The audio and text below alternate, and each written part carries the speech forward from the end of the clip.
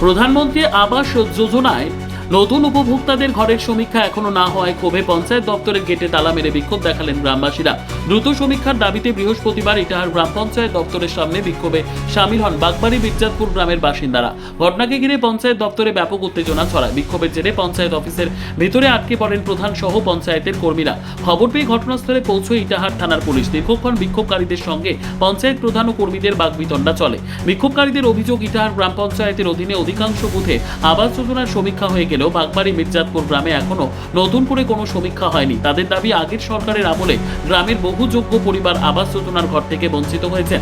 বর্তমানে গ্রামে বহু যোগ্য উপভোক্তা থাকা সত্ত্বেও তাদের বাদ দিয়ে অন্য সংসদে সমীক্ষা করা হচ্ছে। বিক্ষোভকারীদের আরও অভিযোগ, দ্রুত সমীক্ষা করে যোগ্য উপভোক্তাদের আবাস যোজনার আওতায় আনতে হবে। এ নিয়ে পঞ্চায়েত কর্তৃপক্ষের কাছে বারবার আবেদন করেও কাজ না হয় শেষ পর্যন্ত তালা মেরে বিক্ষোভ দেখাতে বাধ্য হয়েছেন তারা। পুলিশের উপস্থিতিতে বিক্ষোভকারীদের সঙ্গে আলোচনা করেন পঞ্চায়েত প্রধান। দ্রুত সমীক্ষা করার আশ্বাস দেওয়া হলে বিক্ষোভ প্রত্যাহার হয়।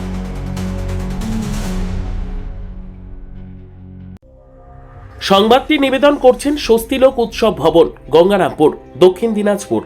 হ্যাঁ, আমাদের ইটাহার গ্রাম পঞ্চায়েতে যে আবাস যোজনার যে কাজটা চলছে, সার্ভে হচ্ছে মূলত নতুন ঘরের। তো সেই সার্ভের জন্য কালকে আমার পঞ্চায়েতে কিছু মেম্বার এবং সেখানকার জনগণ যেই বুথগুলোতে এখনও পর্যন্ত কোনো এনকোয়ারি হয়নি বা কোনো আধিকারিক গিয়ে পৌঁছায়নি, তারা সকলে মিলে আমার কাছে গতকাল এসেছিলেন। তো আমি ওনাদের অভিযোগ যে আমাদের বুথগুলোতে একেবারে একদিনের জন্য যায়নি যে রিপোর্ট। সেখানে পরে আমি যখন ওনাদের অভিযোগ শুনলাম, আমি তখন আমাদের যে আধিকারিক আছে ওনাদেরকে বললাম যে আপনারা একটু রিপোর্টটা আমাকে দেখান, ইটাহার অঞ্চলের কোথায় কি রিপোর্ট আছে। সেখানে আমি যেটা দেখলাম, ঘেরা, দিঘনা, আলগ্রাম, আমাদের হচ্ছে সোহার এবং সেই ব্যাপারে আমি যখন ওনাদেরকে বোঝালাম যে আমি সিচুয়েশন সামলানোর জন্য আজকে ওনাদের ওখানে আমার একজন স্টাফ ছিল, ওনারা চাইছেন ওই স্টাফ আজকে যেন ওনার ওখানেই যায়। কিন্তু আমি যখন বুঝালাম যে দেখুন কালকে এইরকম একটা পরিস্থিতি হয়েছে, আজকে শুধু সামলানোর জন্য আমি ওখানে বলেছি, রিকোয়েস্ট করেছি, আমি কোনো অথরিস্ট নই যে আমি কাউকে কোথাও পাঠাবো। কর্মী যথেষ্ট পরিকাঠামোর অভাবেই সম্ভবত এই ধরনের আবার পাঠাবেন। সর্বোত্তম সুযোগ সুবিধে রয়েছে আতিথেয়তায়।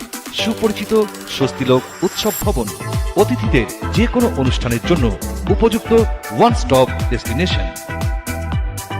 আমরা আপনার বিশেষ অনুষ্ঠানটিকে অবিস্মরণীয় করে তুলি। স্বস্তিলোক উৎসব ভবন, শিববাড়ি রোড, গঙ্গারামপুর, দক্ষিণ দিনাজপুর। আমার নাম বিশ্বনাথ। কোথায় বাড়ি? মির্জাতপুর।